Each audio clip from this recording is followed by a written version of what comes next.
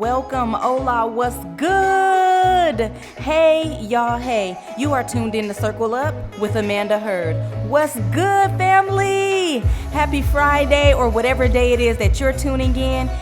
Release day is Friday for us over here, so whatever day you're joining, hey, we love that you're here. Listen, this season, this episode is going to be a phenomenal episode. This season has been a wonderful, wonderful season. I'm so grateful that God is continuing to get rid of any residue that is found inside of me. Listen, I get to really grab hold of whatever it is that I release well before it's released. I feel like whenever God gives me something to share with you all, I'm the first partaker. So, He already starts to do the work well before the season even drops.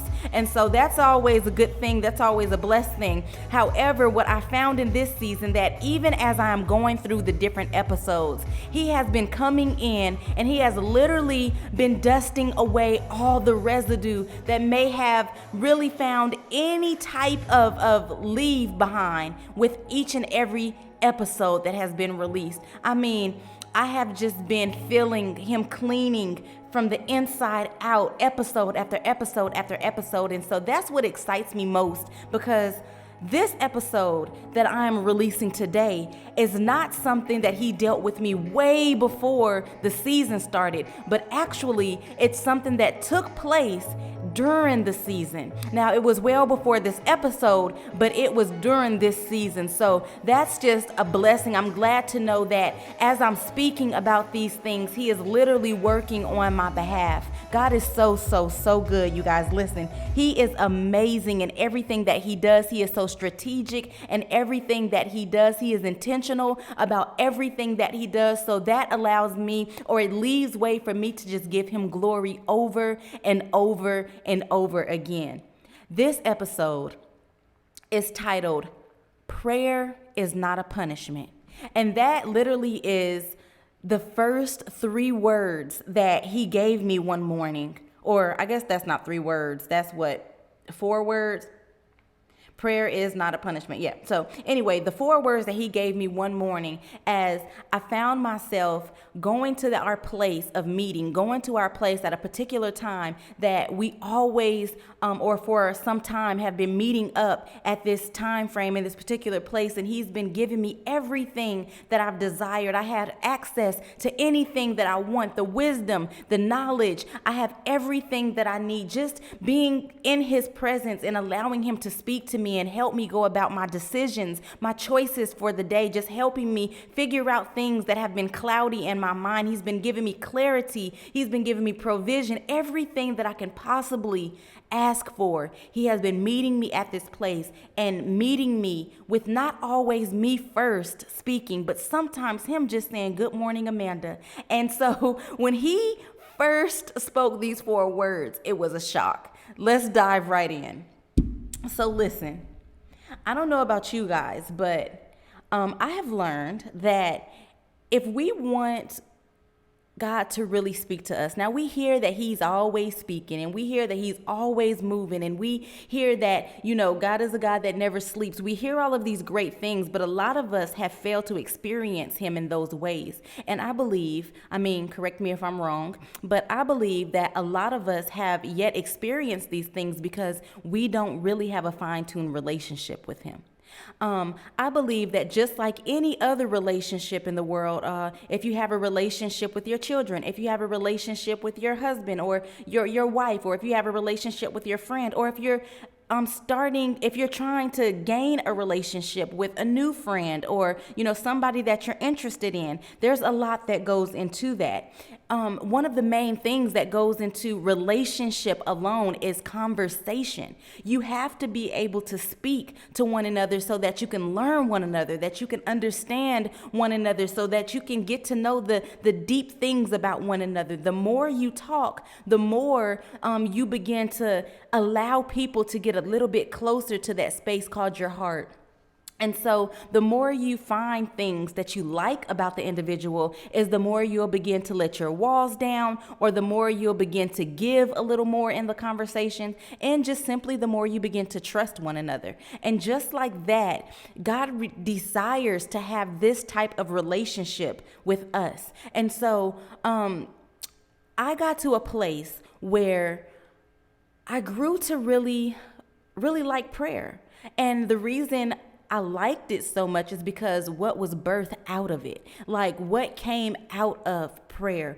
Prayer is really what kind of established my relationship with me and the Lord. It's like the more, in the beginning when I used to talk to him, I felt dumb almost. I felt like I was talking to nothing. I felt like I was talking to a brick wall, to be honest, because I would be saying God knows what, because I didn't even know what to say, if I'm being honest. I didn't even know what to say. I would literally go into prayer and be like, all right, God, I'm here.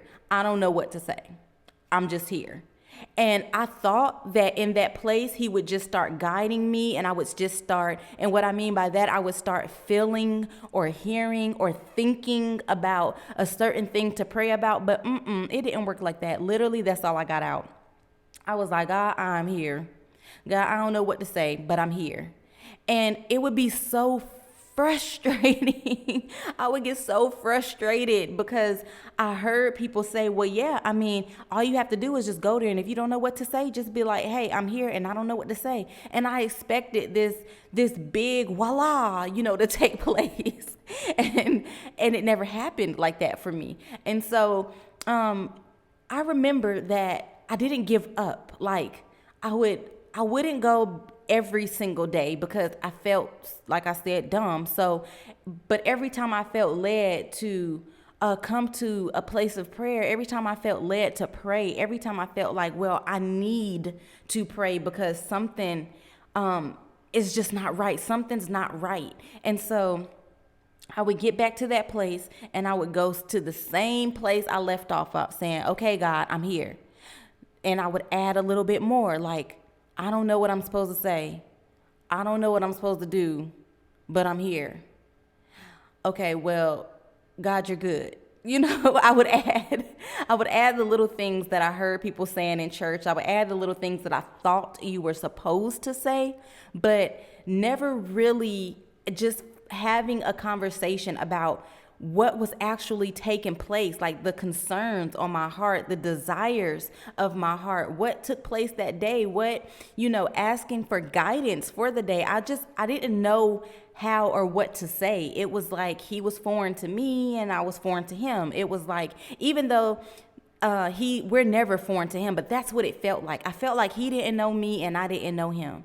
But something kept pulling me to that place of prayer. Whether that was somebody at church saying like, and we need to pray more. We need to find ourselves in prayer. Whether it was something that, somebody said while they were praying, or whether it was just somebody's life that I looked up to because they lived in a place of prayer. And so whatever it was at the particular time, it kept pushing me back to that place of prayer. And so the more I went in, the more little by little words I found. And then I remember going through my struggles, going through my hard times. And those were the times that I was able to find the most words in prayer, because I would literally just cry out from that place of where I was. I would let him know how hurt I was. I would let him know what was bothering me. I would let him know how I couldn't take it. And it was like, even though I didn't have much words in that place, he literally would just come in and comfort me. And that's when I started to experience the goodness of what can take place in prayer. I started experiencing how when we begin to give him those things that are on us, he cares about them and that he will move on behalf of them. And so that's really what kind of drew my attention to prayer. And that's really what positioned me to keep going back. And it's like the more I went back, the more I experienced that. And then my prayers began to stretch. And then one thing led to another. Fast forwarding all the way till today. So this is now, years of just praying, and not always long prayers, not always short prayers, but years of just being in communication and being just in relationship with God. I grew to learn that the things that I want to know, or the mysteries of God, the mysteries of the Bible, the mysteries of the world, like just different things you may have a little knowledge about, but you want wisdom in, the things that you kind of seek that are really deep and hard to find, I found that we can find them in Him. And the way that we get Him to respond, the way that we get Him to give us more of Him, is when we give Him more of us. And so I started putting away different things in my day and giving Him that time. And so when I set this particular time away and said, okay, God, this is the time I'm going to meet you every single day. This is the time when my house is empty. This is the time when no distractions are around. This is the time where I'm cutting everything off and it's going to be just me and you. I would go into this space. I mean, my spirit would get so happy when that time was approaching that I would get there and it's like God was already there waiting for me. And I would go into prayer, and I mean, you could just feel that the room was full of this host of angels, and you just felt like you were in the presence of God, and it felt so good. It was like the best high. You just keep chasing it over and over and over and over again. But there's another side to that, right? And the other side to that is flesh.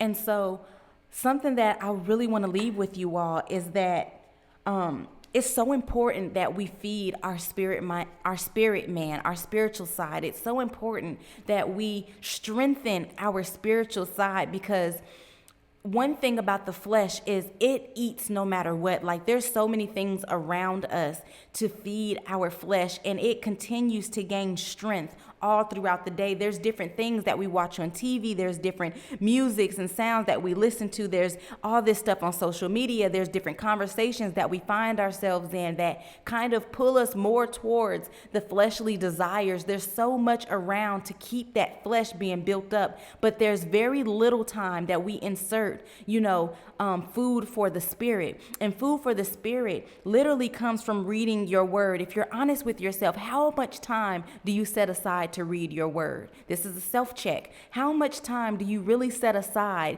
to find time to just communicate with God? This is a self-check, because if we're honest with ourselves and there was just some imaginary tracker that showed up at the end of the week or the end of the day, even the end of the month, oh my gosh, and you got to see how much time you give God versus how much time you give the things of the world, you might not be mind blown because you know this, but when you see it, it's a whole nother thing. You're like, what? This is crazy. I need to make a change. It's almost like seeing that report that shows up on your phone that lets you know how much screen time you've been having. You're like, what? All these hours? I need to do something. And you're like, well, I'm not on social media that much. What type of screen time is it talking about? Like, how many times you find your eyes stuck in your phone? I don't care what you're looking at. Like, how many hours are you spending in your phone? How many hours are you giving this computer your time? And once you see it, it's like it shakes something up inside of you. And so if we were able to see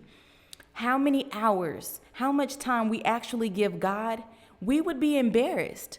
We would be embarrassed. We would feel shameful, like, oh my gosh, I need to do better. And so coming to this place, if we don't feed our spirit, if we look at that little bit of time and we see how much we're actually giving our spirit, you will understand how weak the spirit is. You would understand how weak, how much stronger your flesh is at times than your spirit. And I believe this is why it's so important that we find ourselves in times of fasting, that we find ourselves in times where we're literally substituting all the things that the flesh desires and giving more of what the spirit desires, so that it has its chance to rise up and that we can really hear what God is saying, what God is doing, what God desires, what God needs from us. It's so hard to hear him when the spirit man is trying all that he can do to block him out.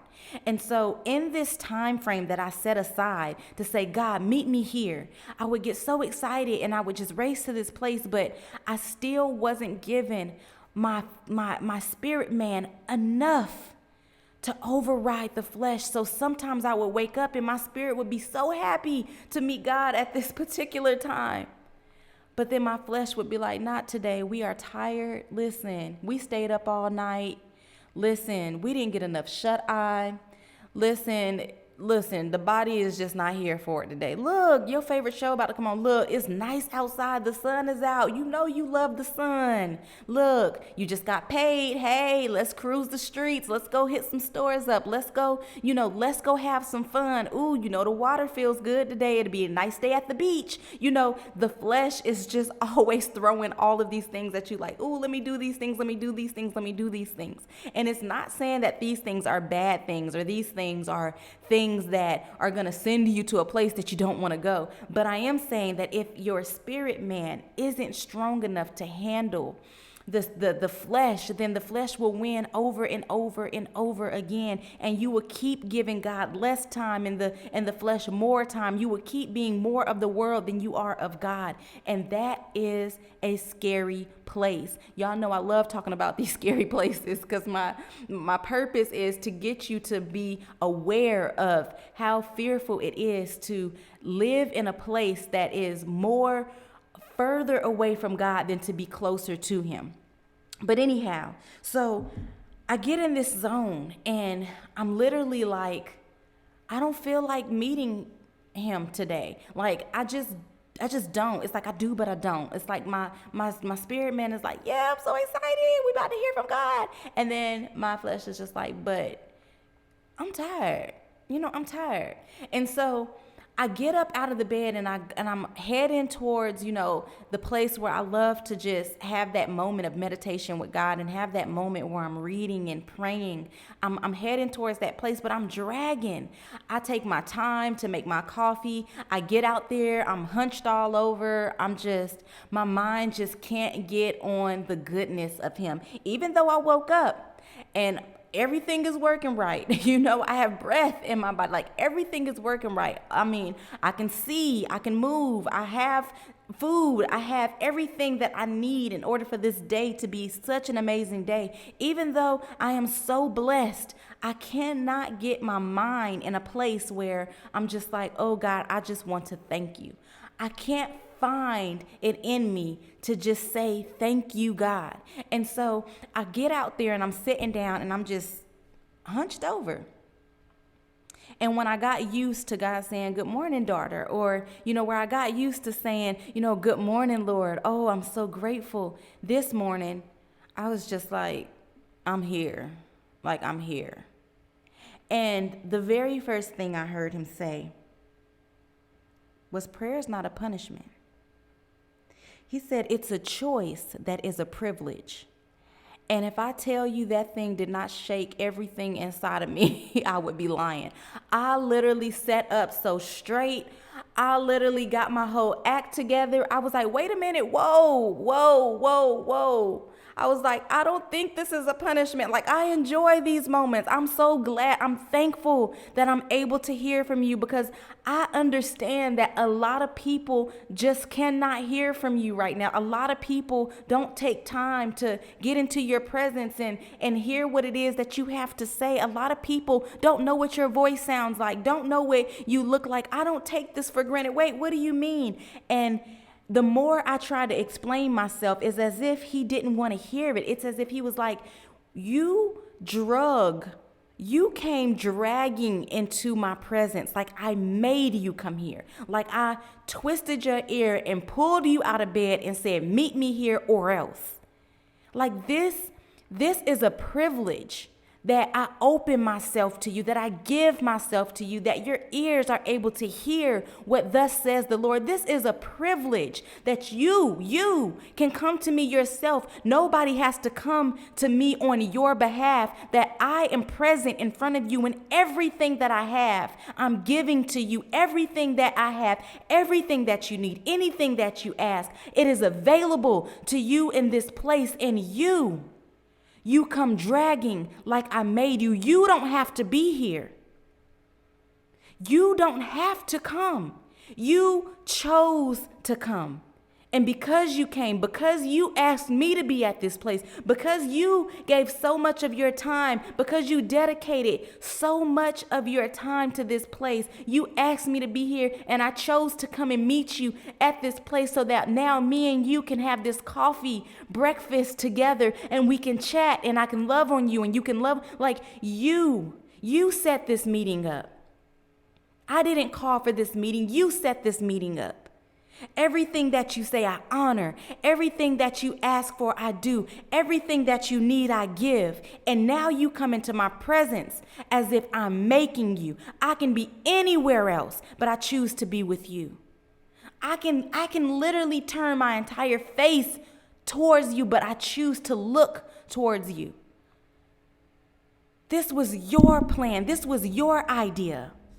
I'm meeting you here, but yet you act as if it's a punishment. Y'all, that was the deepest rebuke I have got from him in such a long time. I felt so bad. I felt horrible. At the same time, I was so thankful. How you feel horrible and thankful all at the same time?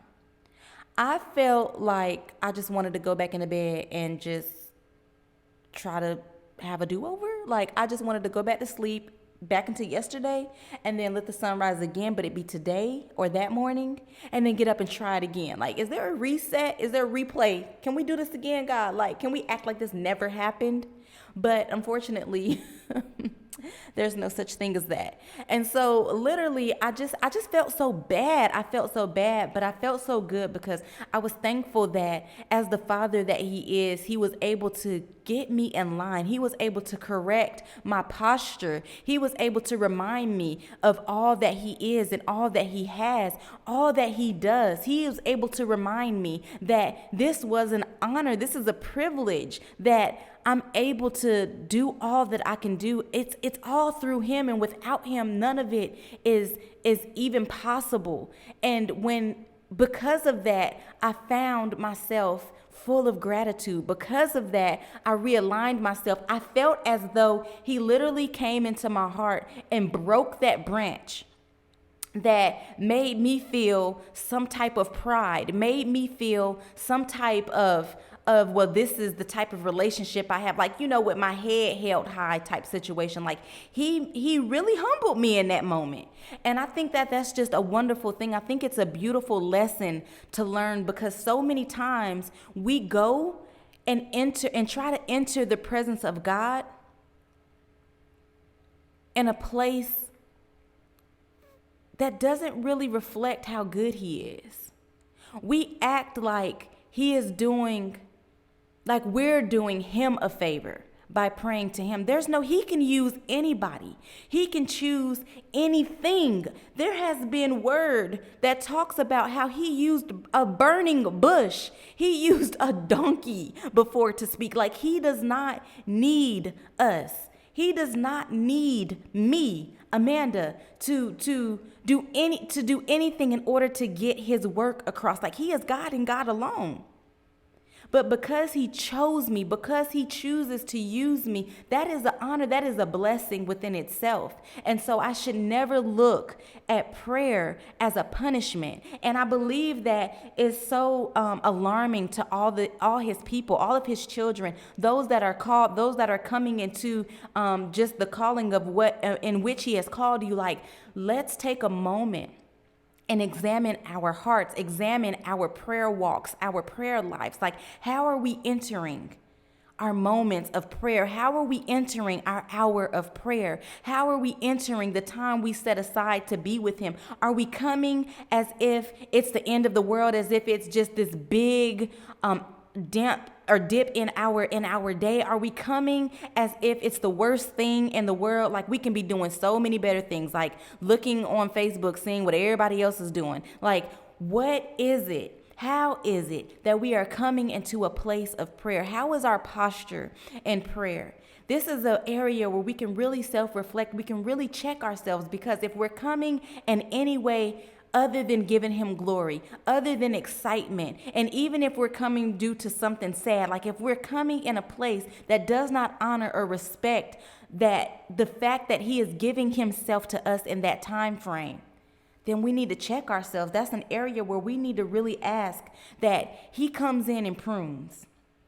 And so I am grateful, again, I say, that he literally came in and got me together in that place. And I pray that if anybody else has been dragging into prayer, if anybody else has been looking at prayer like it's the worst thing in the world, if anybody else out there has been struggling in their prayers because they just don't feel like the time that they set aside is enough time, or the time that they set aside is worth their time, or if anybody else is just struggling even setting aside time, like even getting to a place where you're giving him your time, that we be humbled, that we allow him to break those branches, to prune our hearts in that area, and that we get to a place where we are excited about prayer. We are excited about what God has to say, what God wants to do. We are excited about being able to have ears that hear him. We are excited about him taking his time to reveal to us things that people are hungry to hear, that he is giving us things to help his people get through trying times, that he has given us words and comfort to be able to give the people that are out there hurting and in desperate need of him, that we are just the ones that he chooses to be able to use in the land. We just really need to realign ourselves with how we're entering prayer. And so, friends, I say, if this is you, if you found yourself in this place, allow God to prune that area in your life. If it's embarrassing, if it's something that you don't want to talk about, that's fine, but at least talk about it with God. At least acknowledge it with him. At least get bold enough to go into your secret place and tell him that you're sorry. Tell him that you love him and you never meant for it to go that way. And if that's what it's been like, that you desire to have more moments with him than not, and that you just need to be pulled in the direction where you can learn how to give him more of your time. You just need a reminder. You just need a reset. Ask him for the time. Ask him to show you where you can insert more of him. And whatever it is that he gives you, however it is that he decides to prune your heart, my prayer, my encouragement to you is that you freely allow him to. Don't go back and forth, because this isn't the season nor the time for that. Don't go weighing whether you should or whether you shouldn't. Don't put it off. Don't put it aside any longer. As I've been saying, our next is going to be one of our best. And the only way I can confidently, continually say that is simply because I have been allowing God to prune my heart. I have been allowing God to rid everything that does not look like him, that does not feel like him, that is not a part of the plan or the will that he has for me. And so that lets me know that it's pushing me closer to the very thing that he's calling me to. And without all of these things, it has to be better than my now. It has to be better than anything I've experienced before. And if you are doing this as well, if you are following the steps, or if you are allowing each and every one of these episodes to really be a reality in your life, you're allowing him to really come in and clean your heart, then you can gladly, you can proudly, you can boldly say this with confidence too, that your next is going to be your best. Well, if that's all I have for you, I said for you all, I couldn't get that out. That's all I have for you all this week. I pray that something was said that's going to grow you, stretch you, reach you closer to your destiny, closer to the thing that God has for you. I pray that you allow this thing to truly pierce your heart, and you allow the love of God to really come in and do the work that needs to be done in your heart. I pray that you are being pruned like never before, and the reflection that you will let off to the world will be a reflection of God. That's all I have. Well, love you lots and talk to you Monday. Adios, y'all. Bye.